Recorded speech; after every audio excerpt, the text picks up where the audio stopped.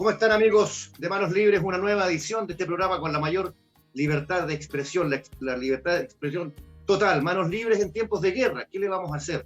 No fue culpa de nosotros, no fue culpa de quienes nos rodean. Los poderes en el mundo suelen ser demasiado mezquinos.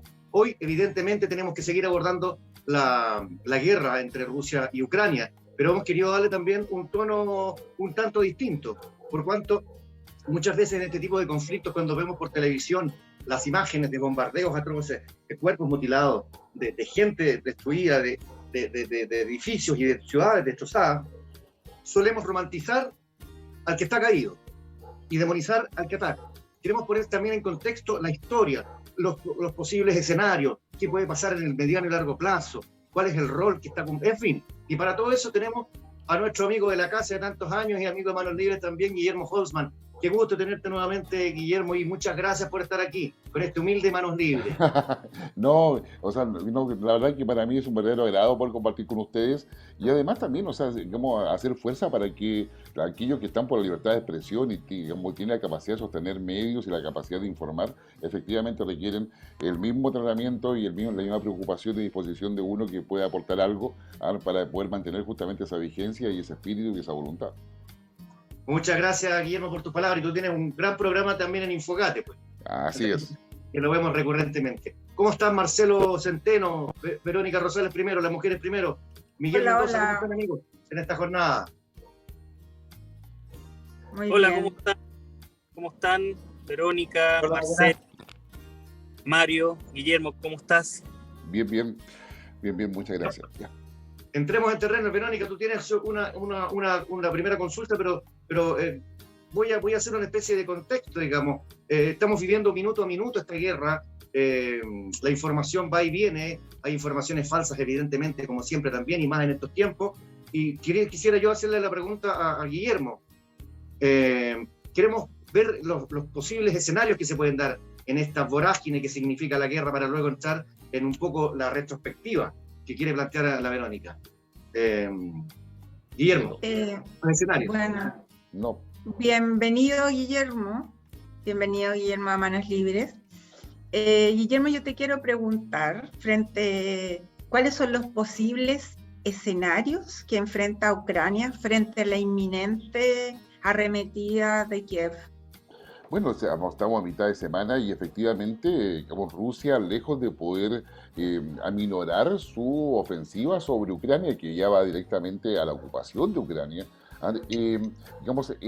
tiene completamente sitiada Kiev, una cosa que viene desde el principio de semana, incluso cuando hubo la primera reunión de las delegaciones de Ucrania y de Rusia en la frontera de Bielorrusia. Lamentablemente acá, en todo lo que vamos a decir, hay mucha cacofonía, pero el tema está en que esa reunión que se hace el día lunes, y donde supuestamente en este día miércoles también estaría una reunión en proceso.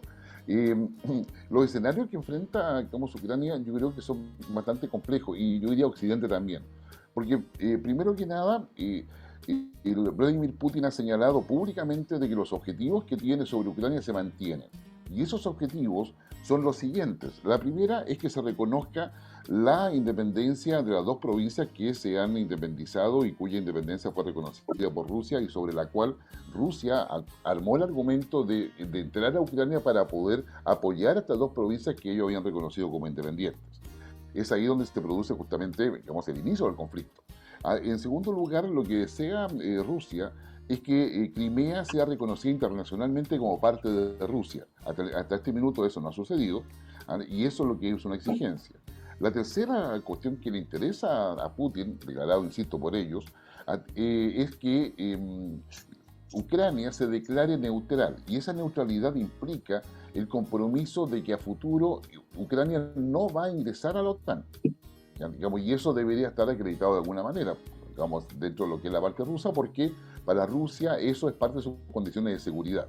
Recordemos que el tema de Rusia, de Vladimir Putin, es que si la OTAN, incorpora a Ucrania, permitiría a la OTAN colocar misiles que estarían a 3 o 4 minutos de Moscú o las principales ciudades rusas, y con ello no tendría la capacidad de respuesta para poder evitar un ataque de esa naturaleza. Y Putin lo dijo incluso en una declaración al inicio de todo este conflicto, en términos que sería lo mismo que Rusia colocara misiles balísticos en México mirando hacia Estados Unidos. O sea, Estados Unidos claramente lo consideraría un atentado, un riesgo, una amenaza a su seguridad. Entonces, yo creo que ese es el tercer elemento. Y el otro objetivo que tiene Rusia es la desmilitarización de Ucrania. Eso va orientado a dos cosas. Primero, que las Fuerzas Armadas ucranianas se rindan frente a la arremetida rusa.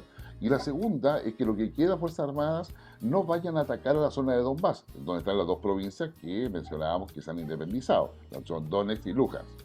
Y lo otro, que probablemente recién ahora empieza a instalarse dentro de la agenda de discusión, es que a Rusia le interesa la desnazificación, es decir, que no hayan nazis o que tengan esa ideología nazi en los círculos de poder económicos y políticos alrededor del gobierno de Ucrania. Con estos objetivos, para que uno pueda entender, y créanme que no es fácil, uno tiene que entender cómo ha sido el desarrollo de Rusia desde que se desintegra la Unión Soviética, cómo ha sido el desarrollo de Ucrania desde que se independiza después de la desintegración de la Unión Soviética, cómo ha sido la relación de Estados Unidos con Rusia, cómo ha sido la relación de una Europa que comienza como Comunidad Económica Europea, ¿no es cierto? Y ya cuando, y hoy día, y el momento de desintegración de la Unión Soviética, era ya Unión Europea. ¿Cómo ha sido esa relación?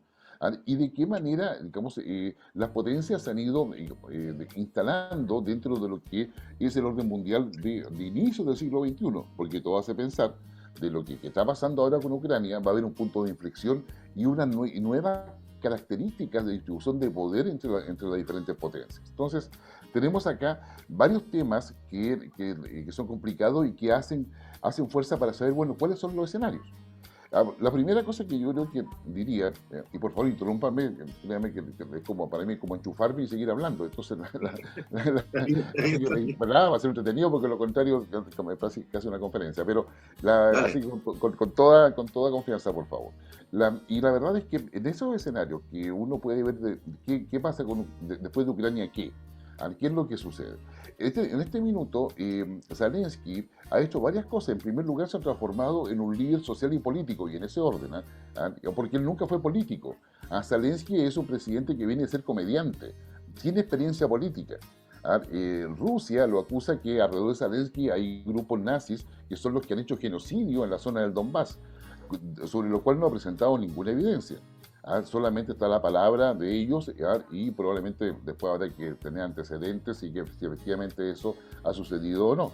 Y Zelensky, toma el poder después de varias crisis políticas de Ucrania. Es decir, Ucrania es una democracia fallida, Ucrania nunca ha tenido una estabilidad política interna, y Ucrania ha sido permanentemente dependiente particularmente de Europa o de Occidente. Entonces, ahí hay un primer tema. Zelensky, hoy día, en virtud de quedarse en el poder, de mostrarse como líder de Ucrania, ha sido reconocido por los ucranianos y por mucha gente alrededor del mundo como un líder que está defendiendo, como ellos mismos lo dicen, la patria. Y ese concepto de Zelensky es bueno. Ahora, Zelensky, con todo eso, tuvo que soportar que en los primeros 48 horas de la invasión de Rusia a Ucrania, Occidente, que le había prometido mucha ayuda, no le mandó la ayuda. Quedan como impávidos. ¿Por qué? Porque la OTAN no puede meterse a Ucrania. Insisto que Ucrania no es parte de la OTAN. Eso es un objetivo que estaría sobre la mesa, pero no es parte de la OTAN. Un propósito. Claro, y tampoco las tropas de Estados Unidos y menos tropas europeas. Sin embargo, después de 48 horas, cambió completamente el escenario. Y Europa empieza a mirar lo que sucede. Para Europa esta guerra es complicada porque no había existido un escenario de esta naturaleza de guerra con una ocupación de tal magnitud, en un territorio ucraniano que está al lado, es de parte de Europa, definitivamente, más allá de que sea Europa del Este. Todo lo que había era Kosovo, era Bosnia-Herzegovina, que habían sido cosas muy focalizadas, pero no al nivel de la cuantía del despliegue ruso para ingresar a Ucrania y de todo lo que colocó alrededor de la frontera ucraniana. Entonces, Zelensky, dentro de todo esto, empieza a recibir ayuda. Y acá se producen varias cosas, pero las tres importantes son: todos los países de Europa, estuviesen o no en la Unión Europea, o estuviesen o no en la OTAN, deciden enviar armamento a Ucrania. ¿ya? Y eso pasa a ser novedoso porque ahí se suma Suiza, se suma Suecia y particularmente Alemania, que tenía la idea de que frente a conflictos ellos mandaban ayuda humanitaria, hospitales y otro tipo de ayuda, pero no armas letales. ¿Ya? Digamos, y sucede que digamos, empieza a suceder eso. Luego viene el fortalecimiento de la unidad de la Unión Europea. Digamos, el presidente de la Unión Europea finalmente termina siendo un interlocutor donde logra unir la voluntad de todos los países, primero para poder recibir a los refugiados polacos, o sea, ucranianos, lo cual se hace a través de Polonia, aparte de Hungría, Eslovenia, Moldavia, pero el principal es Polonia, que se ofrece ser el hub para que ingresen la mayor cantidad de ucranianos sin ningún tipo de documentación, incluso con documentación mínima, y luego eso se distribuye a los distintos países de la Unión Europea por un periodo de 3 años máximo, para que se les va a asegurar que puedan sobrevivir, que tengan un piso de vida mínimo, mientras se busca la forma de su retorno a Ucrania. Y eso hay una coordinación completa, con todas las dificultades logísticas. O sea, ustedes piensen que ahora ya hoy día, entiendo en la mañana que tendrían cerca de 600.000 refugiados. Y es probable que en el peor de los escenarios se llegue a 5 millones o 7 millones de refugiados. ¿Ya? Entonces estamos hablando, bueno, Ucrania tiene 44 millones de habitantes aproximadamente, bueno, tengamos el cálculo. Digamos, poder atender, qué sé yo, a 4 o 5 millones de personas, 500.000. O sea, ustedes piensen que en Chile, como si yo con todo el tema en la zona norte, con 100 ya estamos colapsados. Digamos, porque hay que ver el tema médico, qué sé yo, el tema de alimentación, alojamiento, etc. Vivienda, claro. Claro, entonces digamos un poco más para que dimensionemos lo que estamos hablando, porque la capacidad logística es mucha y los recursos que eso requiere también no son pocos. Entonces, Guillermo, perdona, Guillermo, estamos con Guillermo Holtzman, analista político y también de defensa en Manos Libres, acompañados como siempre de Provienes, especialistas en compra, en arriendo e inversiones de propiedades. Visítenos en www.provienes.cl y suscríbanse, amigos, suscríbanse a Manos Libres. Guillermo, tú estás hablando, obviamente, uno de los temas centrales aquí, uno de los argumentos, digamos, de Putin y de Rusia es la amenaza que significa para el Kremlin que Ucrania digamos, se inscriba en la OTAN, se adhiera a la OTAN ante la amenaza, digamos, de armas. ¿Cuál ha sido el rol de la OTAN en todos estos años, desde su creación? ¿Cuál ha sido la importancia? ¿Cuál ha sido su funcionamiento? Bueno, yo al inicio le contaba de que para entender este conflicto hay que saber qué cosa había pasado con la OTAN, Estados Unidos y Europa, pero particularmente con la OTAN. Acá, digamos, la OTAN es la Organización del Tratado Atlántico Norte, que surge en tiempos de la Guerra Fría como la expresión de Occidente para poder enfrentar a la Unión Soviética. A raíz de eso, la Unión Soviética, digamos, forma el Pacto de Varsovia, que se desintegra una vez que se desintegra la Unión Soviética, pero la OTAN se mantuvo. Digamos, la OTAN tenía inicialmente 13 miembros, si la memoria no me falla, y hoy día tiene 30. Digamos, y donde se han ido sumando países que estaban antes en la órbita soviética, como los países bálticos, Lituania, Estonia, ¿no es cierto? Digamos, y varios otros países más dentro de Europa. Digamos, en la idea de defender los intereses occidentales. Digamos, y le hace como intereses occidentales los que plantea Estados Unidos, y que de alguna forma Europa se suma a ellos, pero la expresión concreta es la OTAN.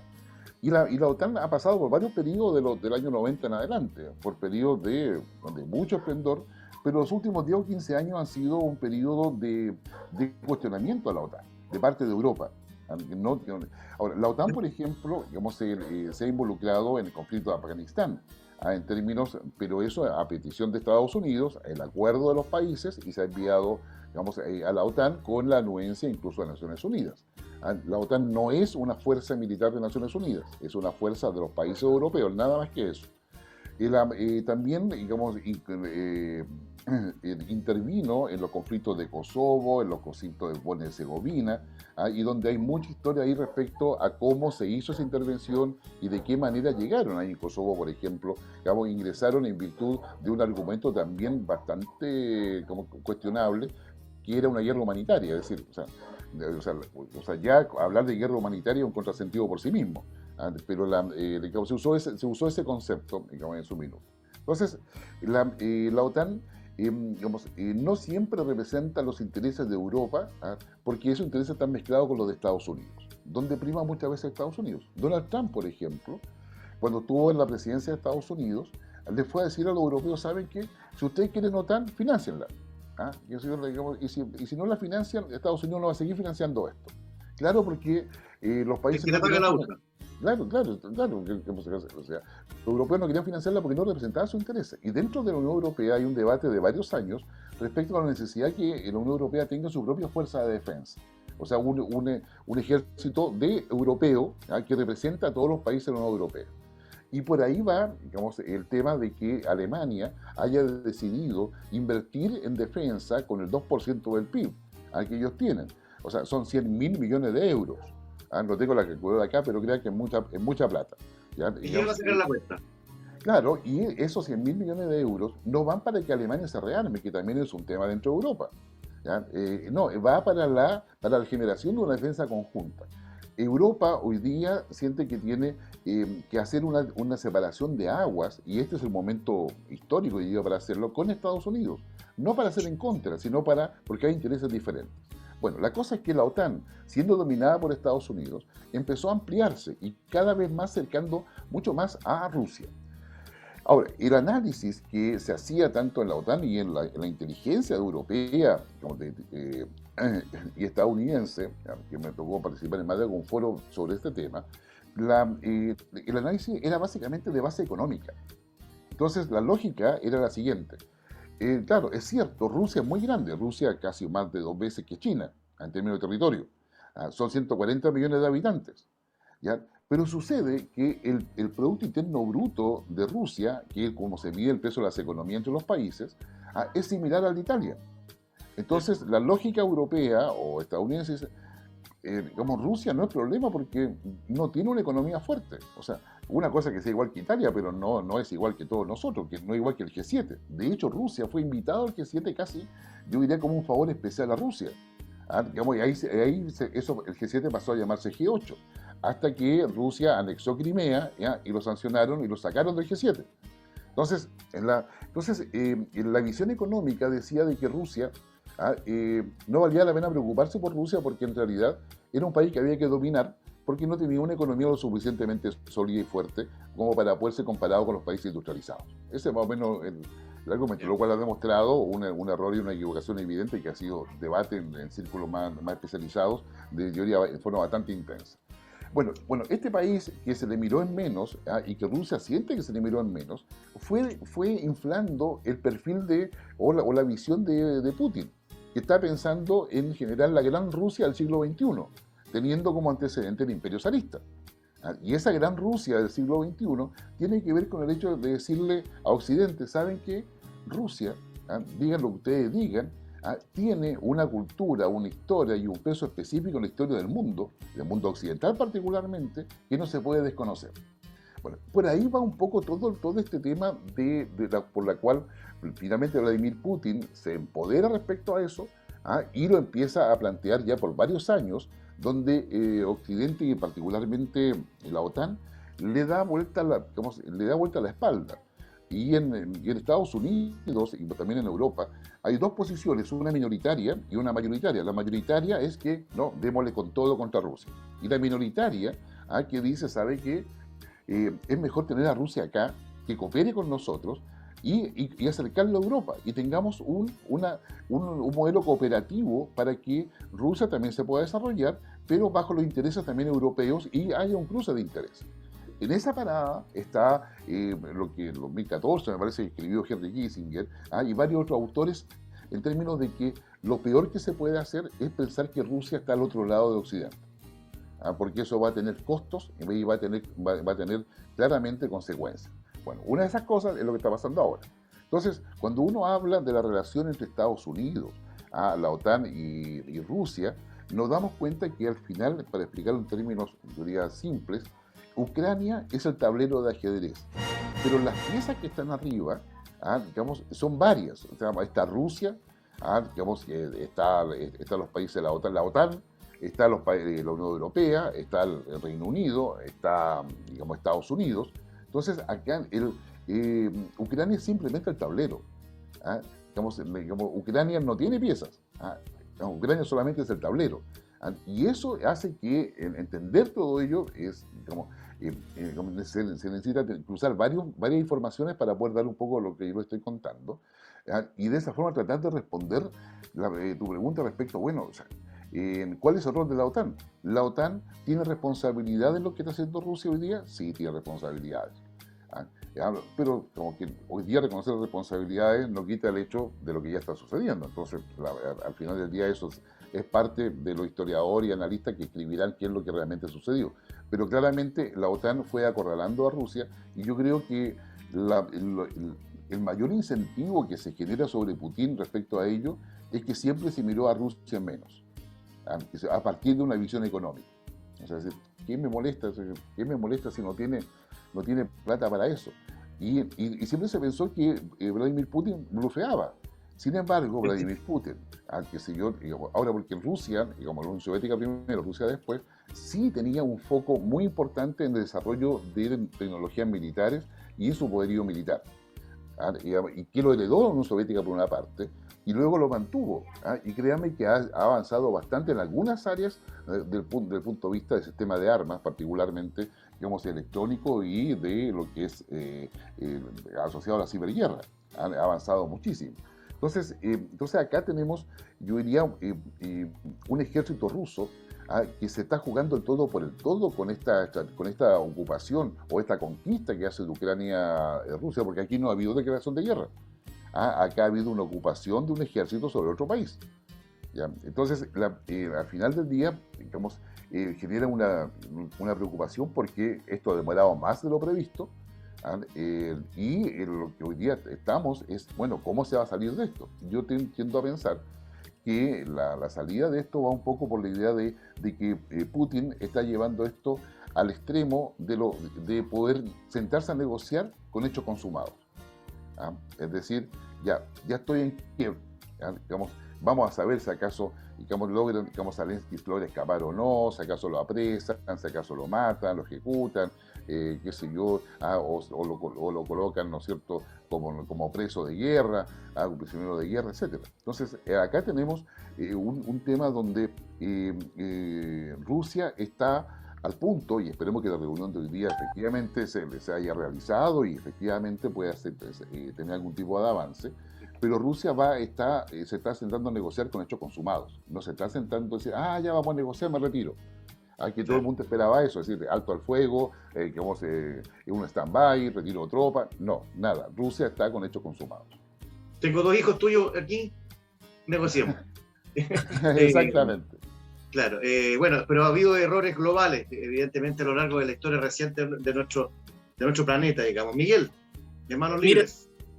Muchas gracias, Mario. Guillermo, habías hablado recientemente de las repúblicas bálticas. ¿Qué importancia tienen las repúblicas bálticas y especialmente un pedazo de terreno que queda en Kaliningrado?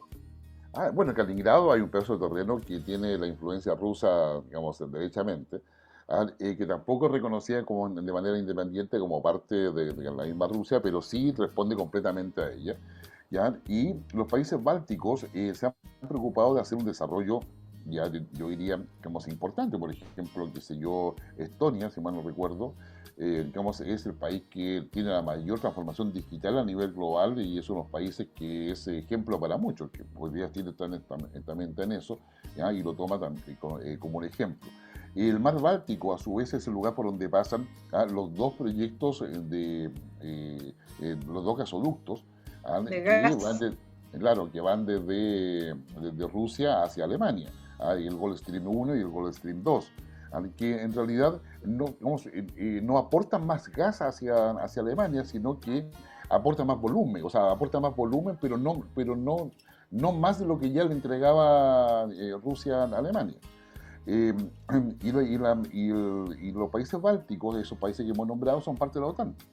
Cosa que a Rusia no le agrada absolutamente para nada, y están hoy día, digamos, y es ahí donde, por ejemplo, las tropas de la OTAN fueron a prepararse para poder combatir, en términos de unas señales que hoy nos estamos preparando en aquello que fueron países de la Unión Soviética, para poder prepararnos eventualmente a una lucha con con el ejército ruso. Ahora, aprovecho de decir inmediatamente de que la OTAN ya definitivamente, o hasta ahora, o sea, hasta ahora por lo menos, ha descartado completamente ingresar a Ucrania e ingresar a una lógica de guerra, de enfrentamiento con el ejército ruso. Por lo tanto, hace pensar de que esto va a seguir con mucho más potencia si se mantiene el conflicto, por un lado híbrido, es decir, con ciberataques, drones, y ese tipo de cosas, y no tanto por un enfrentamiento convencional de terrestre, o aéreo, o naval. Muchas aristas tiene este tema, muchas aristas y aparentemente de acuerdo a lo que hemos visto los últimos días y lo que tú nos precisas y nos aclaras mucho más, Guillermo. Estamos con Guillermo Holzman, analista internacional y de defensa, para mí el mejor, el más asertivo. Hay muchas aristas, hay muchas cosas y una de ellas tiene que ver también con lo que decía Marcelo en la reunión de pauta, que yo quisiera que lo profundizara ahora, que tenía que ver con Putin y su seguridad virtual o débil, en fin. Perdón, Marcelo. No te escuché la última parte. Sí, hola Guillermo, buenas tardes. ¿Qué tal, Marcelo? Mira, escuchando tu análisis, me parece un análisis súper certero respecto de las causas que motivan esta invasión, y un poco ya hemos visto que si él hubiera trazado una hoja de ruta, la hoja de ruta desde el punto de vista de la invasión ha funcionado, digamos, de acuerdo a lo planificado. Pero a mí me llama la atención, si yo fuera Putin, estaría nervioso porque Estados Unidos fue prediciendo cada uno de los movimientos que iba a hacer Putin con bastante anterioridad. Lo que habla de una inteligencia estadounidense o de la OTAN que ha rendido fruto, es decir, ellos logran conocer con anticipación los movimientos que va a hacer el ejército ruso. ¿Qué rol juega hoy día en esta guerra la inteligencia y la contrainteligencia de los países? Digamos, gracias Marcelo por la pregunta. Bueno, vamos a abrir en modo seminario porque digamos, es una respuesta bastante larga y muy interesante, dicho sea de paso. A ver, acá hay la inteligencia estadounidense y de la que proviene de la OTAN, que es una inteligencia estratégica, se divide básicamente en dos grandes áreas. Una inteligencia de campo, de terreno, donde se van verificando los movimientos que hacen a nivel de gobierno, a nivel de estructura burocrática y por supuesto también de tropas, que permite ir cruzando una serie de informaciones para poder predecir todo eso. Ahora, el trabajo de inteligencia de Occidente en general ha llevado a que la estrategia nacional de la estrategia de seguridad nacional de Estados Unidos, tanto en el gobierno de Donald Trump como ahora en el de Biden, establezca que los adversarios o potenciales enemigos de Estados Unidos son básicamente tres, o sea, cuatro en realidad. Vamos, Irán, China, Rusia y Corea del Norte. Y lo dicen claramente. Por lo tanto, estando en la estrategia de seguridad de Estados Unidos, los esfuerzos de inteligencia van orientados a saber qué hacen esos países en contra de Estados Unidos o en contra de la democracia o los valores occidentales, que son parte también de los valores que están en la seguridad o las condiciones de seguridad que tanto Europa como Estados Unidos reconocen. Y efectivamente, eso ha mejorado muchísimo, pero también hay que reconocer que Vladimir Putin no ha dejado oportunidad en decir qué es lo que le interesa y qué es lo que va a hacer. O sea, de hecho, desde noviembre del año pasado empezó a desplegar las tropas alrededor de Ucrania. Claro, con el argumento que son ejercicios, y la inteligencia estadounidense decía no son ejercicios. Está juntando material ahí, con la idea de que no, ya no vamos a retirar, estamos haciendo otras cosas. Digamos, claramente la inteligencia decía no, es mucho más que eso. Es decir, lo que decía Rusia respecto a lo que estaba haciendo, claramente no era cierto, y la inteligencia americana o de la OTAN decía cuidado que esto viene, esto se viene. Por lo tanto, yo creo que ahí hay un tema. Lo que finalmente se esperaba, y de hecho la OTAN se mantuvo, yo diría, en términos así, yo diría, bastante tranquila, que realmente lo iba a hacer. O sea, entonces cuando ingresa, porque esto pasó en menos de 24 horas, las dos provincias declaran la independencia, Rusia reconoce a esos países como independientes y hace mención al artículo 51 de la Carta de Naciones Unidas. Sí. Y cuando hay países independientes y me piden ayuda a mí, yo les voy a cooperar. Y entra para cuidar a la población y controlar el territorio. Esas son las dos básicamente cosas que ingresan. Entonces, esa parte no la supieron. Ahora bien, con anterioridad, años atrás, Rusia fue preparando las condiciones. O sea, lo que está haciendo ahora Rusia en Ucrania no es una cosa que lo planificó 2 semanas antes o 6 meses antes. No, esto lleva mucho más tiempo. Digamos, ¿por qué les digo esto? Porque si uno empieza a mirar lo que le está pasando a Rusia ahora, tiene que ver básicamente con lo siguiente. Rusia, si ustedes se recuerdan, en diversas elecciones, tanto en Europa como en Estados Unidos, se acusó a hackers rusos de que estaban colocando información falsa, de que habían cuentas falsas, los famosos bots, qué sé yo, etc. Se acusó que intervino en la elección cuando estaba Hillary Clinton con Donald Trump. Entonces, hay una serie como Obama ya lo había denunciado. La Unión Europea sacó sanciones contra Rusia y acusaciones contra Rusia por el uso que hacía de Sputnik o de Russian Today u otras agencias en términos de intrometerse en las redes sociales y generar noticias falsas, etc. Hay varios estudios a ese respecto. Entonces, Rusia apostó derechamente a debilitar las democracias occidentales, a generar un mayor fraccionamiento, una mayor división, de tal forma que las acciones políticas contra Rusia, o contra particularmente el que interesaba con ellos, pero fueran cada vez más difíciles. Apoyó nacionalismos. Que si yo, digamos, Rusia ha apoyado separatistas en varias partes del mundo, particularmente alrededor. Kazajistán es un ejemplo, por ejemplo. Entonces, acá hay un trabajo que Rusia había realizado en forma permanente por varios años.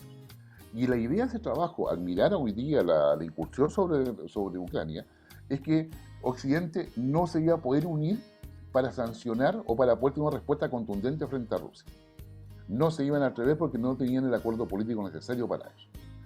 Y por eso, como cuando yo le hablaba las primeras 48 horas donde Occidente no sabe qué hacer, o sea, no es que no sepa qué hacer, no se atreve a hacer nada, no logran, digamos, concretar una acción concreta, y al final del día ha pasado lo contrario. Es decir, los supuestos sobre los cuales se basaba, digamos, las evaluaciones de Rusia respecto a la respuesta evidente de Occidente, sobrepasaron todas sus estimaciones. Digamos, Rusia sabía que venían las sanciones económicas, pero las sanciones económicas es un tema que ha estado en debate en el sistema internacional hace mucho tiempo respecto a su efectividad. Entonces, Irán logró sobrevivir perfectamente bien y siguió su plan nuclear. Corea del Norte sobrevive, digamos, no diríamos que en forma elocuente. Venezuela lo mismo, Cuba lo mismo. Entonces, cada uno de ellos, las sanciones económicas no tienen la efectividad en términos de generar un cambio político en quien es sancionado. Entonces, digamos, Rusia se concentró en eso. Lo que pasó ahora con las sanciones es que no solamente se hicieron las sanciones normales que se hacen, que si yo congelar las cuentas a los jerarcas, a las autoridades, cortar los créditos, etc. Que normalmente son resortes de los gobiernos respecto a sus bancos centrales. Acá lo que pasa es que el código SWIFT corresponde a una asociación de bancos privados. Ahí es la banca internacional. Y esa banca internacional estuvo de acuerdo en sumarse a las sanciones. Y eligieron a los bancos dentro de Rusia que iban a ser afectados, no todos. O sea, acá hay interés en la banca internacional. Ahora, como si fuera poco, se suman también empresas multinacionales. Se suma Google, qué sé yo, se suma Mastercard, qué sé yo, bueno, y varios otros más. Claro, y sin contar los organismos deportivos que lo sacan de todas partes. Y se suma también alguien que no es menor, Elon Musk, que coloca sus satélites digamos, al servicio de Ucrania para que tengan internet y puedan aguantar los ciberataques de Rusia. ¿Ya? Entonces se da algo inédito, en que no solamente son los países que colocaban las sanciones y los organismos internacionales, sino que se suman la banca internacional privada, las multinacionales también a lo mismo. Y con eso, y eso da la impresión, por lo menos hasta donde yo he podido, digamos, indagar y con la red que uno puede tener, no estaba en los planes de Rusia. O sea, porque se había trabajado tanto para que eso no pasara, que finalmente no estaba como opción. Y eso hoy día es lo que está sucediendo, y es lo que tiene hoy día el aislamiento de Rusia. Y por eso yo diría, bueno, la soberbia de Macron, en términos, de un ministro de Macron, que le dice a Rusia, ¿sabe qué? Usted, digamos, va a reventar económicamente. Claro, y Rusia está aislado. Además, China que es un aliado funcional de Rusia, ¿ya? China, digamos, tampoco decía que las cosas siguen. China se ha abstenido, no ha apoyado abiertamente a Rusia. Claro, para explicarlo en términos simples, perdón, para explicarlo en términos simples, para China, ustedes piensen, China es un país comunista, pero que adora el mercado. Eso da mucha conversa, pero la realidad hoy día es esa. Es un país comunista que le gusta el mercado. ¿Ya? Y sucede que el mercado, digamos, y esta economía básica, o sea, existe por la oferta y la demanda. Y China es el supermercado del mundo. Qué sé yo, es como ir al mega mercado del mundo. El mall chino del mundo, sí. Claro, o sea, digamos, vive de las ventas, vive del comercio. Entonces, una guerra no le hace ninguna gracia, porque cuando hay una guerra, digamos, todos los países se contraen digamos, en sus compras, hacen prioridades, y obviamente afecta negativamente el plan de desarrollo chino, que lo tienen ya claro hasta 2049. ¿Ya? Entonces, ahí hay una serie de cosas que entonces China no está tan en disposición de prestarle plata a Rusia ni cosas parecidas. A lo más, digamos, China le va a dejar usar el código SWIFT chino, que lo tienen propio, pero no para todas las transacciones, solamente para la más urgente. Pero eso va a ser un gesto de solidaridad, no de alianza. Entonces, ahí yo diría que el tema de la inteligencia, entonces, tiene que ver con lo que está ahora y con lo que se está jugando sobre el tablero. ¿Qué se está jugando sobre el tablero? Digamos, se está jugando el dominio del espacio exterior. ¿Quién domina el espacio exterior? Que si yo, digamos, recuerden que ya hubo una amenaza sobre una estación espacial de Elon Musk. Recuerden que hay estaciones espaciales de varios países. Quizás para colocar un poco la nota freak, recuerden ustedes que ya hace varios años hay gente que ha querido ir a inscribir como su propiedad la Luna. Hay otras que han ido a inscribir a Marte como su propiedad. Porque el derecho en el espacio exterior todavía no está claro de cómo se hace. La carrera espacial hoy día tiene un ámbito privado. Claro. Que es súper importante. Claro, entonces, los países se están proyectando a través de multinacionales para la conquista del dominio del espacio exterior. La segunda parte, el segundo dominio que importa después de esto, es el dominio de los océanos. Pero no solamente asociado a las rutas marítimas, que son fundamentales para el comercio mundial, sino que tiene que ver con la alimentación. China, según sus estudios prospectivos, considera de que de aquí a 50 años o antes va a haber una crisis alimentaria. Ellos sí se preocupan porque son 1.400 millones, digamos, una crisis alimentaria. Y esa crisis alimentaria se va a poder superar con los recursos que hay en el mar. Por lo tanto, digamos, si usted no sabe preparar pescado, no, preocúpese porque en el futuro va a tener que saber prepararlo sí o sí. Entonces, los pescados, moluscos, en fin, todo lo que hay, todo lo que hay en el ecosistema marino. Y después están todos los recursos del subsuelo marino. Digamos que donde claramente hay petróleo, gas, etcétera, minerales, y que la tecnología va avanzando muy rápidamente para poder explotarlo a 4.000, 5.000 metros de profundidad, sin ningún problema, o quizás más. Entonces yo diría que ahí hay un tema. Y lo otro es el tema, digamos, del ciberespacio. El control completo de la data que se mueve a través del mundo en todos los ámbitos y dimensiones. Nosotros hablamos de la nube, pero la verdad es que la nube son los cables submarinos. Digamos, todos los datos van por el fondo del mar. Por debajo, claro. Digamos, no es que haya una nube dando vuelta ahí capturando datos, no, todo va digamos, si ustedes colocan en Google cables submarinos, les va a aparecer un mapa completamente distinto al que nosotros conocemos, créanme que sí.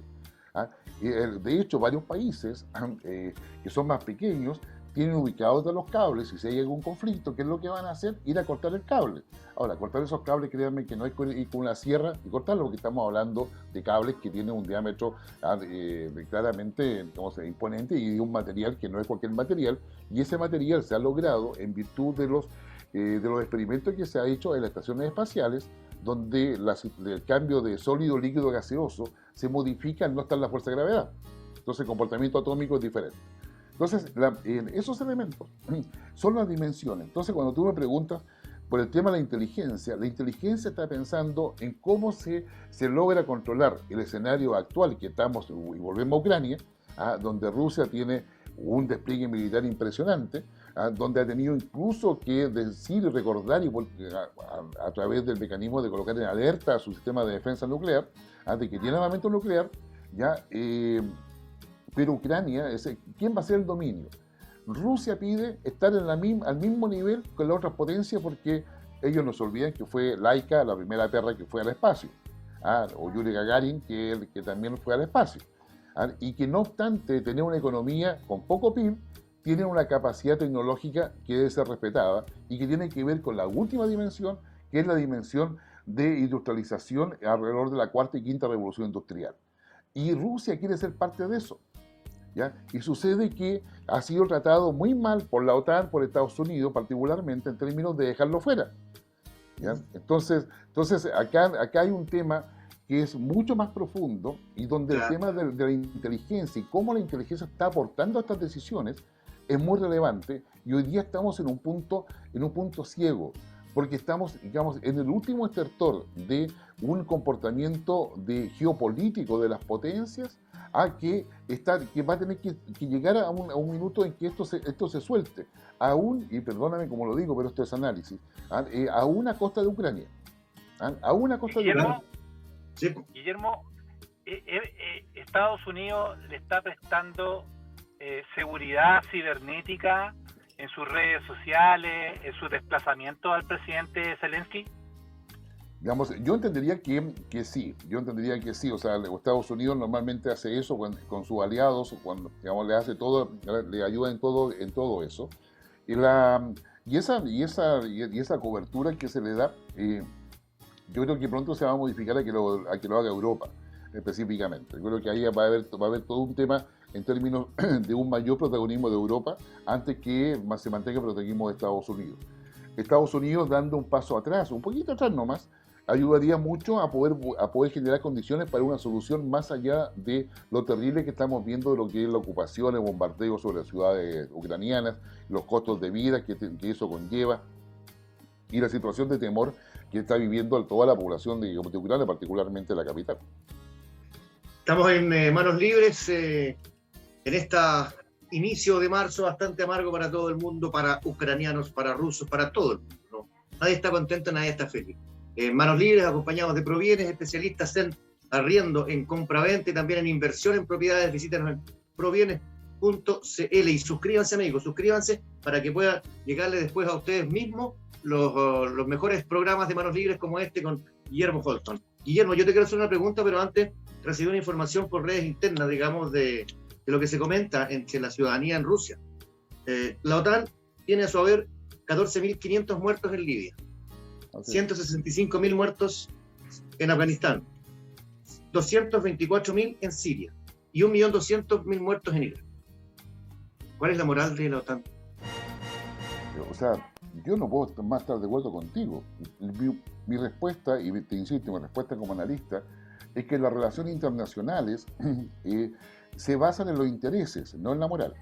Y eso lo dijo Maquiavelo hace mucho rato atrás. Es decir, digamos, el ejercicio del poder es amoral, nos guste o no nos guste. O sea, es decir, las principales religiones, y todas, qué sé yo, en virtud de su visión moral, han destruido civilizaciones.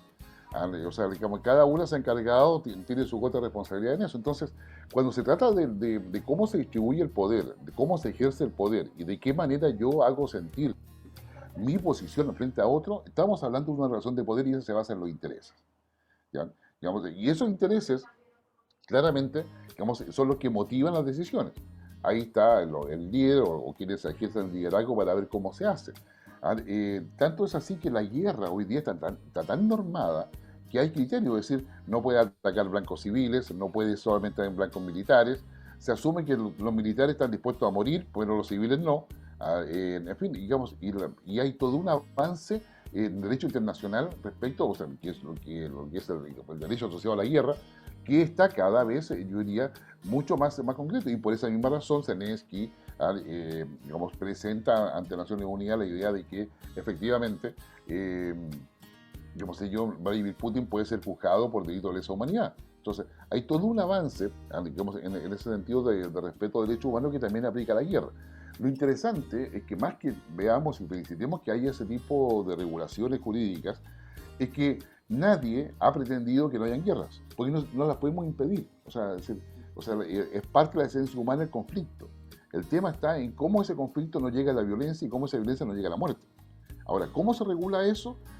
Si ya cuesta hacerlo en la propia casa de repente, imagínense en las sociedades, qué sé yo, entonces digamos, en el mundo es francamente un tema. Entonces la paz es complicada. Ahora, otra derivada que pasa de acá es que Naciones Unidas quedó muy cuestionada en términos de que no puede hacer nada. Y no puede hacer nada no porque no quiera, sino que para hacer algo requiere que las 5 países que tienen derecho a veto estén de acuerdo.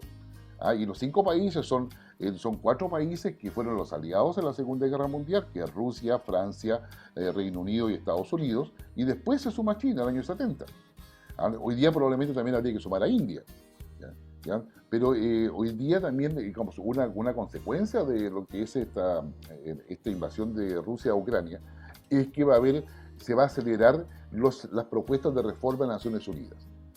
Ya sea con unos organismos más ejecutivos, sumando más al Consejo de Seguridad. Entonces hay varias propuestas que están hace varios años en la mesa, pero claramente, porque imagínate, o sea, esto pasó bueno, de hecho estaba reunido esta semana la Asamblea General de Naciones Unidas, que saca declaraciones, no tiene mucho más que hacer. Ya el Consejo de Seguridad de Naciones Unidas que no puede sacar declaraciones si que no están todos de acuerdo, y Rusia se opone y China se abstiene. Además, el Consejo de Seguridad de Naciones Unidas ahora en este mes está presidido por Rusia. Entonces,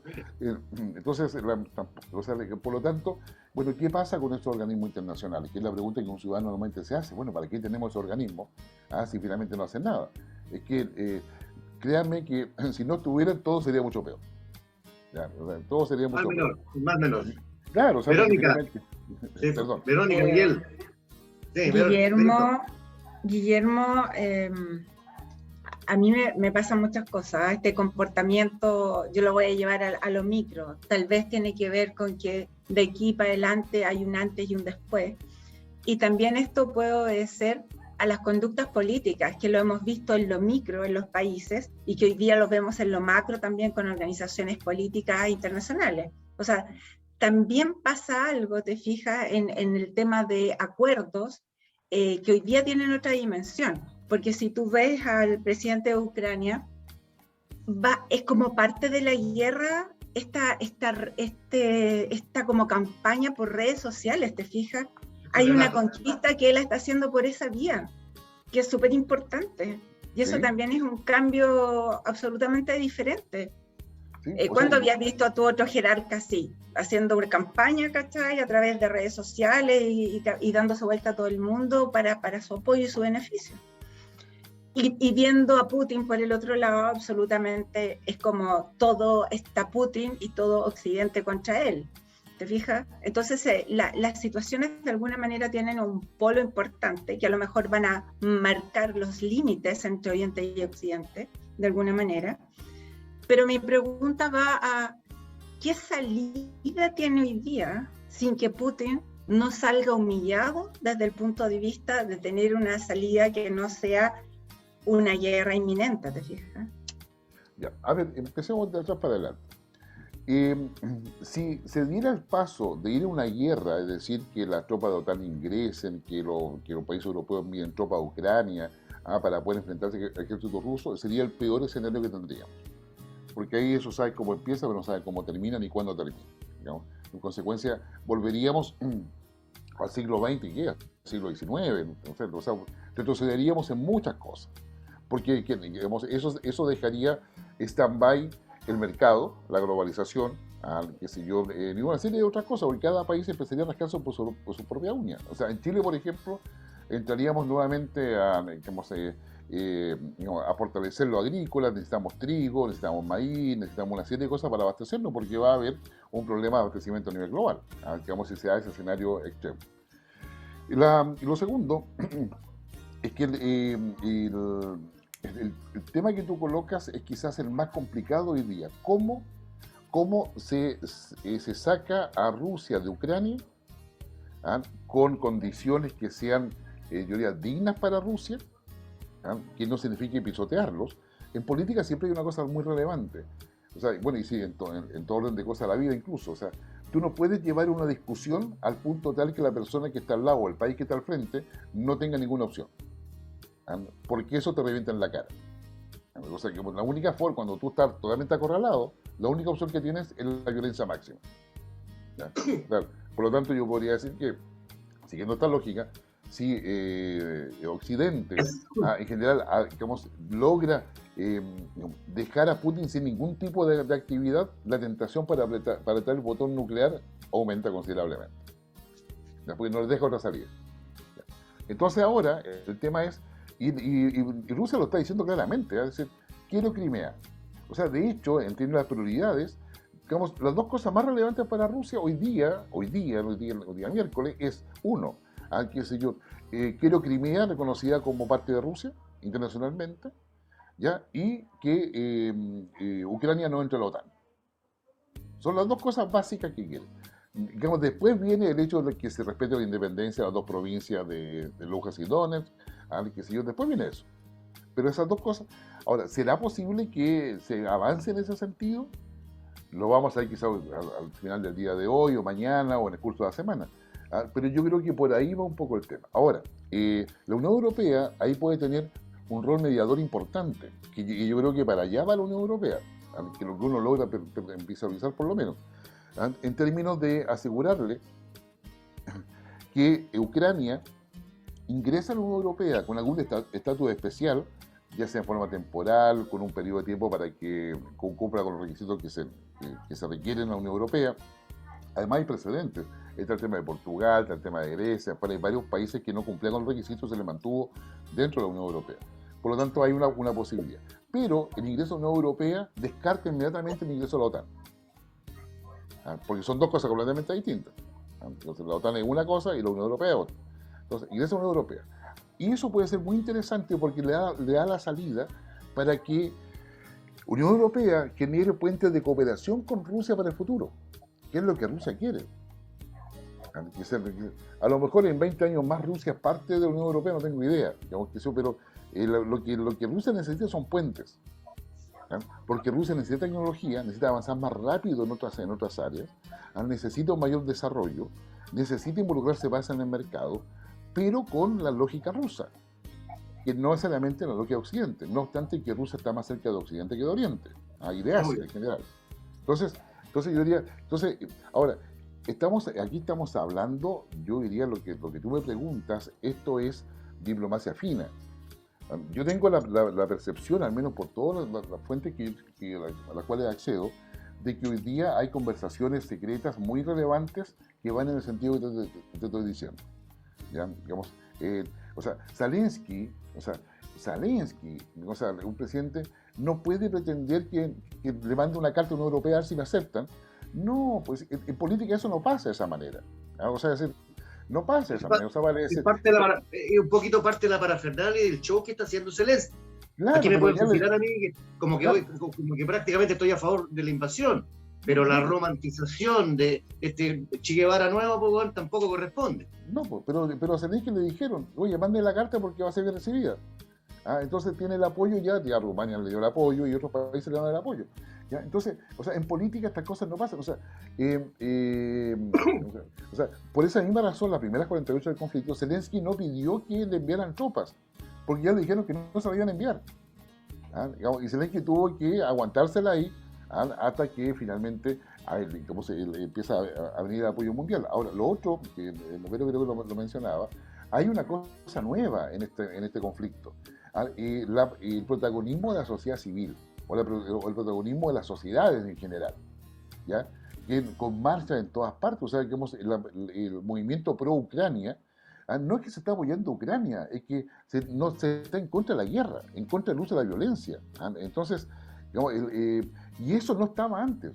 Cuando se creó las Naciones Unidas en el año 46, 47, 48, ahí digamos, fueron los líderes del mundo los que dijeron cómo quedaban los países, colocaron reglas, definieron países en Medio Oriente, incluso en Europa, ya partieron por la mitad de Alemania. Ahí no había sociedad civil participando. ¿Ya? Entonces, esta es una primera guerra donde, entre paréntesis, digamos, esta es una primera guerra, claro, donde hay redes sociales, pero tampoco no hay corresponsal de guerra. O sea, toda la información Todos los corresponsales de guerra que han ido a la academia a formarse, no los pescan para nada.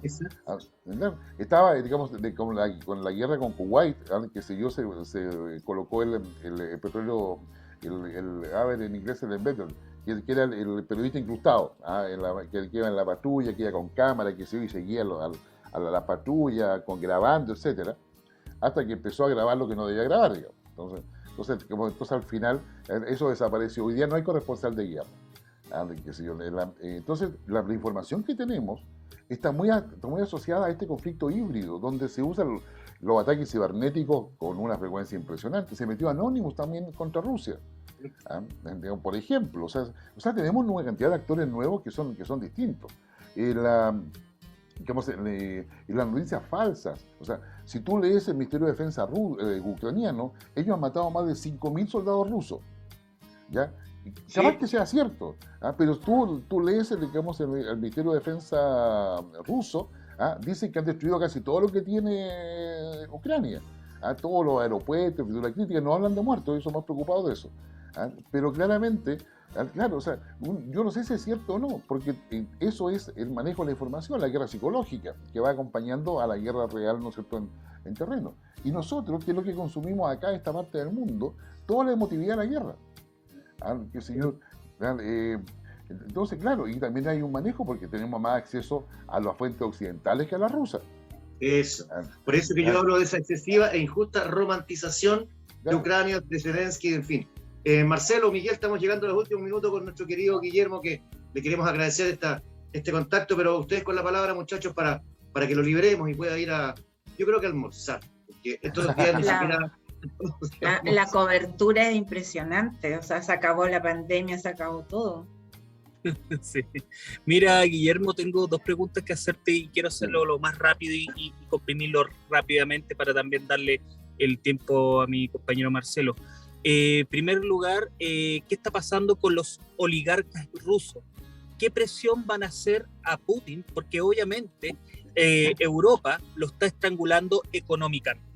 Y la segunda pregunta es, y tú lo mencionaste, una nueva guerra que se está haciendo, una guerra cibernética, una guerra con drones, con menos cantidad de efectivos, pero aquí estamos viendo, y ojalá, y si me lo puedes por favor rebatir o dar alguna atención, pero yo he visto que Rusia está manejando el nivel rápido de estar, por ejemplo, tener muchos tanques, muchos misiles, etcétera, en desmedro a Ucrania, y obviamente lo que se está mostrando es que se han destruido muchos tanques rusos. Entonces la guerra moderna que quiere plantear Putin es muy parecida a la guerra relámpago que hizo Adolf Hitler contra Polonia. Entonces por eso cuando inició la Segunda Guerra Mundial. Entonces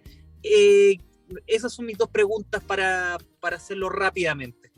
A ver, sí, efectivamente, el despliegue de tropas que hace Rusia tiene muchos paralelos con la arremetida, digamos, de Hitler, como en su minuto, y es muy parecida a eso en términos de todo lo que utiliza, en términos convencionales. La resistencia ucraniana ha sido bastante focalizada en términos yo no diría de evitar, pero de escoger dónde es el enfrentamiento directo y concentrarse mucho en la debilidad que tiene, dado el tiempo o el clima que se vive en esa zona actualmente, en lo que es el abastecimiento de todo ese despliegue. Porque recordemos que están desde noviembre del año pasado, ha ido incrementándose la cantidad de fuerzas que Rusia ha desplegado alrededor de la frontera. Y al ingresar a Ucrania, la resistencia, tanto militar como civil, se ha focalizado en cortarle la línea de suministro. Claro, porque toda esa gente tiene que comer, hay que echarle benzina a los vehículos, hay varias cosas que tienen que efectivamente hacer. Y es ahí donde han logrado obstaculizarlo por una parte, que no se puedan mover todos a la vez, Y hay muchas acciones que hoy día no conocemos, pero que dan cuenta, por lo menos por la información que he podido recabar, que se han concentrado mucho en dejarlo aislados a toda esa cantidad de vehículos, tanques, etcétera, dejarlo aislado. Lo otro que resulta ser importante es que la entrega de armamento de parte de Europa, que ahora está llegando con mucha mayor cantidad, ellos han logrado mantener sus líneas de distribución de municiones, han logrado mantener su línea de distribución de armamento, y particularmente, digamos, le ha sido de mucha utilidad todos los cohetes antitanques de uso individual, lo cual ha permitido en la práctica, digamos, hacerles baja importante en el número de vehículos, incluyendo tanques, y en eso Ucrania lo ha hecho bastante bien. Le han cortado los puentes, bueno, todo lo que se hace para evitar el acceso. O sea, no entran aquí porque hay puente cortado, porque no todo está en condiciones de poder usarse, pero también está el cálculo estratégico que se hace desde quien esté manejando las fuerzas, en términos de presionar, en orden a conseguir un buen esquema de negociación con quien finalmente va a tener que negociar, porque Rusia no tiene capacidad de mantener esto en un largo aliento. Digamos, puede no entregarles trigo, no puede entregar muchas cosas que exporte, que son fundamentales para Europa, incluyendo energía, pero eso es insuficiente para poder generar un chantaje. Entonces, hoy día Rusia, yo insisto, lo que está haciendo es avanzar hacia una negociación con hechos consumados, ¿ya? Que le permite tener más para ceder, y conseguir mayores beneficios a los objetivos que ellos quieren. Y la presión de los oligarcas, disculpa Mario, y la presión de los oligarcas, que esa fue mi primera pregunta. La presión de los oligarcas, yo creo que ayer martes el Reino Unido estaba discutiendo derechamente qué pasaba con los paraísos fiscales y el uso que hacían los paraísos fiscales que dependen del Reino Unido, los oligarcas rusos.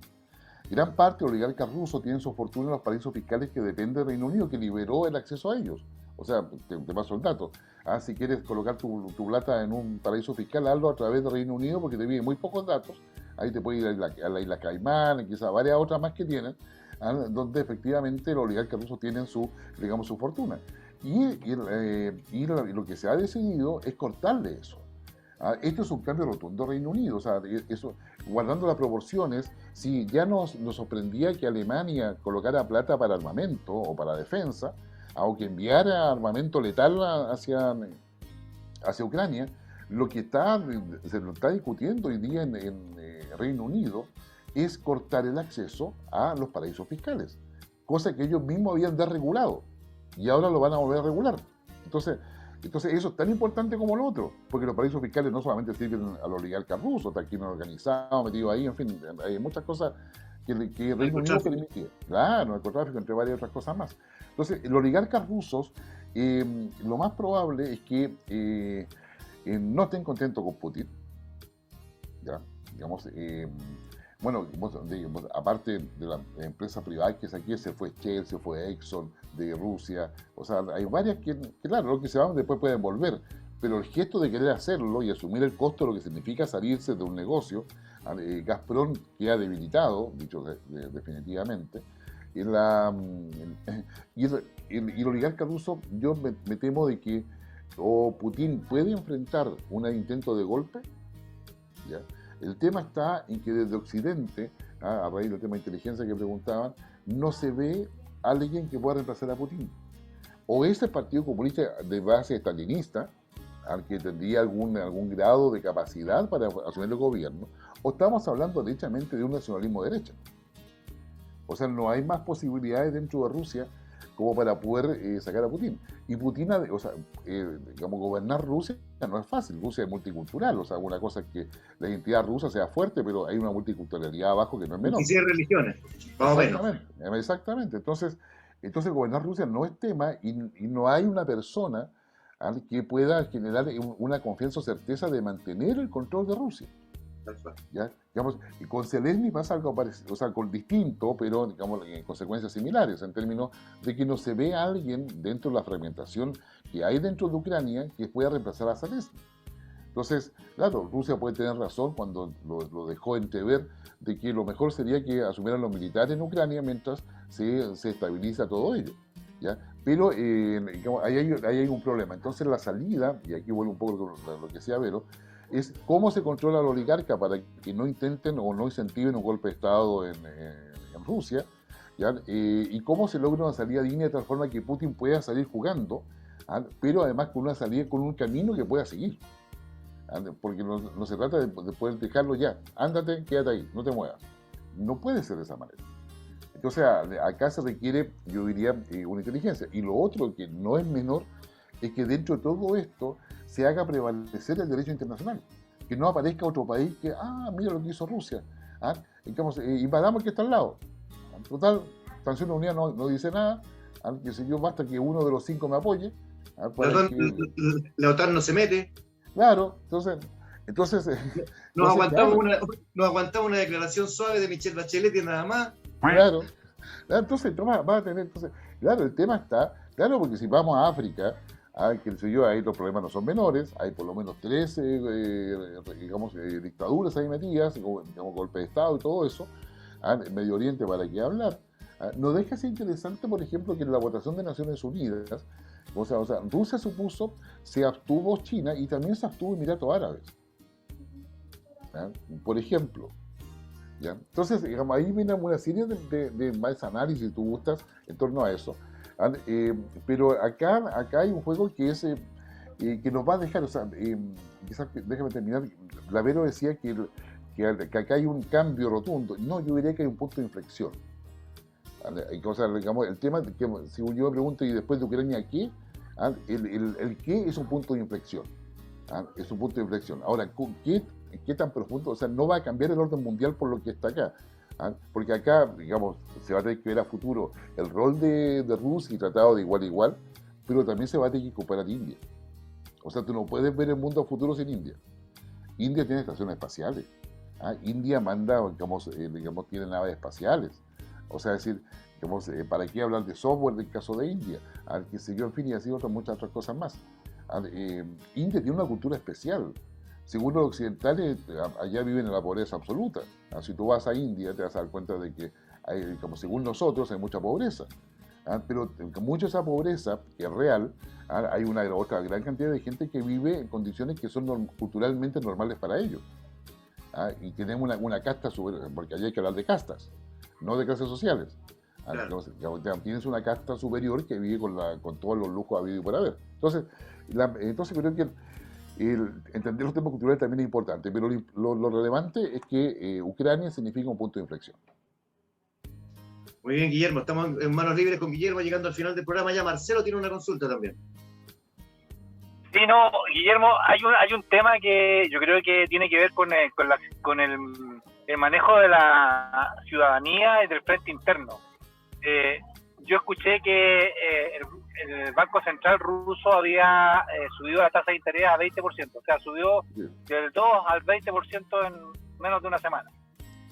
Eso, evidentemente, igual que lo que ocurre acá cuando el Banco Central sube la tasa de interés, genera un alza en todo lo que tiene que ver con la vida diaria de las personas que viven en Rusia. Es tanto el apoyo a Putin que la gente puede zafar y no generarle problemas si la tasa de interés sube del 2 al 20%, o esto es un boomerang que se le va a volver económicamente muy inmanejable a Putin. A ver, yo no soy economista, he hecho clases de macroeconomía, sí, por si acaso, y de microeconomía también, pero no me considero economista. Ahora, lo que hace Putin, o sea, es responder con una medida urgente lo que es las sanciones que le colocan y particularmente el impacto que tiene el SWIFT, que es prácticamente inmediato, porque el SWIFT impide que Rusia acceda a las platas correspondientes al pago por sus exportaciones, y tampoco puede pagar lo que importa, en consecuencia no le van a mandar lo que Rusia había pedido. Por lo tanto, el no tener acceso pleno al código SWIFT que permita la transferencia de divisas genera un problema de liquidez inmediata. Lo segundo es que el Banco Central sube las tasas justamente para poder asegurar esa liquidez. El tema del crédito al interior de Rusia, al encarecerse, claramente genera o va a generar una reacción negativa de parte importante de la clase media, básicamente rusa. Los números, a raíz de esto y de otras consideraciones dentro de Rusia, las protestas callejeras en contra de Putin han aumentado. Putin tiene, bueno, como bien sabemos, y como no hay muchos opositores que sobrevivan mucho tiempo a Putin, ya sea que terminen en la cárcel o simplemente en otra parte, pero claramente la oposición dentro a Putin es bastante limitada. Sin embargo, la población rusa está empezando a reclamar no solamente por el aumento de tasas, sino por el impacto inflacionario que eso tiene y por el abastecimiento. Entonces se ha empezado a ver, por lo menos algunos videos de los medios europeos y de Europa del Este, ya se empiezan a ver filas de la gente que iba a sacar plata. La liquidez de la reserva de Rusia, que eran 643 mil millones de dólares, una cosa así, no es tan rápida, porque una parte estaba en oro, otra estaba en yen. Entonces no ha sido tan rápida, dada la velocidad con la cual se implementaron las sanciones económicas adicionales para Rusia. Entonces Rusia hoy día está viviendo un impacto que no tenía pensado, que pensaba que se iba a demorar un poco más en llegar a la población, y eso no ha sido así, ha sido mucho más directo, y está obligando al gobierno a tomar medidas extraordinarias para poder mantener el poder adquisitivo de la población, particularmente toda aquella que trabaja en el Estado. Este conflicto a su vez también ha llevado a que, si no hay oposición directa contra el gobierno, por lo menos hay informaciones de que mucha gente dentro del propio ejército, o sea, mucha gente, a ver, quizás muchas como están etéreos, pero hay grupos que hoy día aparecen como grupos aislados, pero que no están de acuerdo con lo que ha decidido Vladimir Putin. Entonces, hay una suerte de pérdida de cohesión que cada vez se va haciendo más evidente.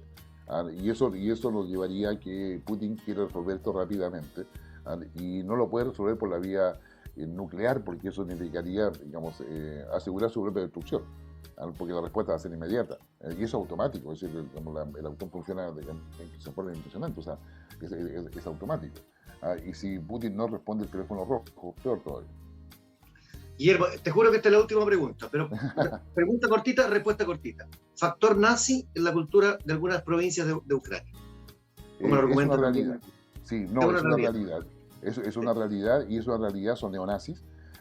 Defienden el legado de Hitler, digamos, lo han modificado, qué sé yo, pero plantean, digamos, la limpieza étnica, la plantean, qué sé yo, su odio profundo a los rusos, que no es un tema menor, digamos, y a toda minoría étnica que ellos no consideren como ser parte de quienes deben estar vivos, digamos, la práctica, o ser parte de la sociedad que ellos propugnan.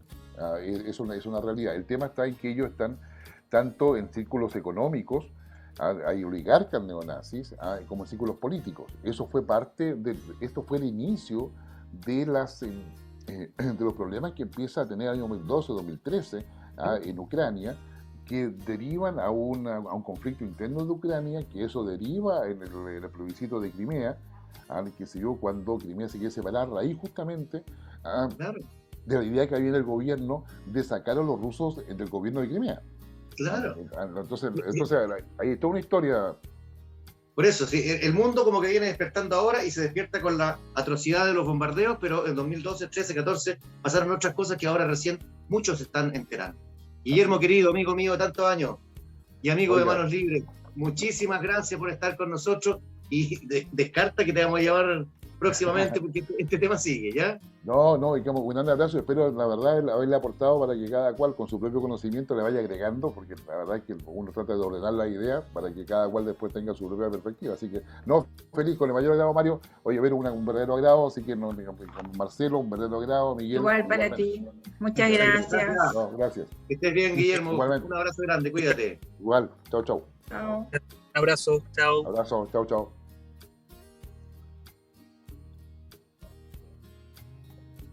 Bueno, una verdadera clase magistral en Manos Libres con Guillermo Holzman, de verdad, el más asertivo, el más acertado y el más profundo de los analistas internacionales de nuestro país. Estamos llegando al final de nuestro programa, amigos, y nos queda un par de minutitos, un par de cositas por contingencia nacional, y después el apuesto 10 lucas. No podemos perder, si bien es cierto estamos abordando la guerra en profundidad, el país también tiene su agenda propia y sigue adelante. Claro. Rojas Vade, en una frase, Miguel, Vero, Marcelo. No, un carerraja, hay que decirlo. Claro, la convención, yo he visto que se ha peleado, hay una conspiración, así como que dicen, no, que quiere entrar porque la derecha está metido, el mismo, la ex lista del pueblo también le está diciendo que renuncie, el tipo dice, no, estoy ejerciendo porque yo quiero ser parte de esto, de mis electores del distrito que fui elegido. Entonces hay mucha cosa, y yo creo, y rápidamente, Mario, y para terminar, yo creo, y tengo que ser bien sincero, yo creo que todo lo que recibió él durante estos meses sin trabajar, no creo que lo haya donado, yo creo que lo donó a una sola fundación, la Fundación Mi Casa. Vero. Bueno, absolutamente, para mí es impresentable, no está, creo, ni en la realidad ni en el inconsciente de las personas que lo apoyaron en algún minuto, porque yo creo que todo el mundo que lo apoyó, el Distrito 13, como él dice, se siente absolutamente defraudado de haber jugado, te fijas, con algo que es tan grave como tener una patología, que es tan grave como el cáncer. Así que impresentable, pues él no debería volver a la convención, porque además a mí me llama la atención que detrás de esto hay algo más, hay otra gente, que no creo que sea gratis esta aparición justo ahora, ¿ya? Eso. Marcelo. Impresentable, o sea, yo creo que él, si tiene algo de respeto por él mismo, debiera renunciar y no seguir hablando. O sea, creo que su farsa no tiene perdón, digamos, de parte de la ciudadanía que lo eligió, y él no es la voz autorizada para decir qué es lo que se debe hacer o lo que no se debe hacer, ni criticar siquiera a algo tan criticable como el Senado. O sea, él menos que nadie, digamos. O sea, impresentable. Yo creo lo mismo que usted, hay un consenso aquí, yo creo que el tipo es un pobre huevón, perdón, un psicópata, un mitómano, está enfermo de sí mismo, que manda los correos a las 4 de la mañana, manda los Instagram a las 4 de la mañana. Entonces yo creo que no deberíamos seguir perdiendo más tiempo la opinión pública, que es lo que rogaba Gaspar Domínguez el otro día prácticamente por televisión, rogaba, no sigamos hablando de esto. O sea, estamos llenos de pegas, estamos tratando de hacer lo mejor posible para el país, y se nos entromete este personaje nuevamente. Una rata, simplemente. Ya, vamos al apuesto 10 lucas. Me ha puesto 10 lucas, que sale, mi 10 lucas son porque ya se están haciendo las reuniones para quién va a ser el nuevo presidente del Senado, a propósito que quieren eliminar el Senado, que aquí y allá, pero yo mis 10 lucas es que va a salir Elizalde como presidente del Senado. Esa es mi carta fija, porque ya está en conversaciones y obviamente quiere estar liderando el blindaje que tiene el Senado para que no sea derogado. Jaime Naranjo se va a matar si eso pasa, pero bueno. Marcelo, ¿tú 10 lucas? Yo apuesto 10.000 millones de lucas. ¿Ya? A que el general Martínez, que fue citado a declarar como inculpado, es un ladrón sinvergüenza, como todos los demás excomandantes en jefe del ejército, de carabineros, que han sido descubiertos en su robo, en su defraudación. Todos los que han sido los últimos 4 del ejército están procesados. Pero dijiste carabinero, y ahí mi amigo Mario Rosa no tiene nada que ver en el cuento. Voy yo. Yo he puesto 10 lucas que Javier Martínez se va preso también. Sin el ímpetu de Marcelo, pero también ha puesto lo mismo. Ya, amigos. Falto yo. Ah, perdón, Berito, sí, dale. Es que yo voy cambiando el orden de la... ¿Sí? Yo he puesto 10 lucas a que detrás del pelado Bade está aquellos poderes que quieren ensuciar el trabajo de la constituyente. Te respeto, pero me parece una paranoia. Tanto No. de la típica de la ultraizquierda como típica de la ultraderecha. Si la ultraderecha Bueno, está diciendo es mi derecho a apostar en lo que a mí se me ocurra. por supuesto, y mi derecho a decirte lo que pienso. Ya pues, ya pues. Ya. Manos libres, nos reencontramos el fin de semana. Ojalá que las cosas se vayan calmando en el mundo. Ojalá que las cosas Sí. se vayan encauzando en el país. Ojalá que se logre controlar los incendios forestales en Valparaíso. Ojalá que se calme la cosa en la Araucanía y también en el norte. En fin, que tengamos una mejor calidad de vida, que estos últimos 2 años han sido tremendamente difíciles, ¿no? Sí. Abrazo, amigos. Que estén bien. Abrazo a todos. Cuídense. Suscríbase. Nos vemos. Chao. Saludos a todos. Suscríbanse. Suscríbanse.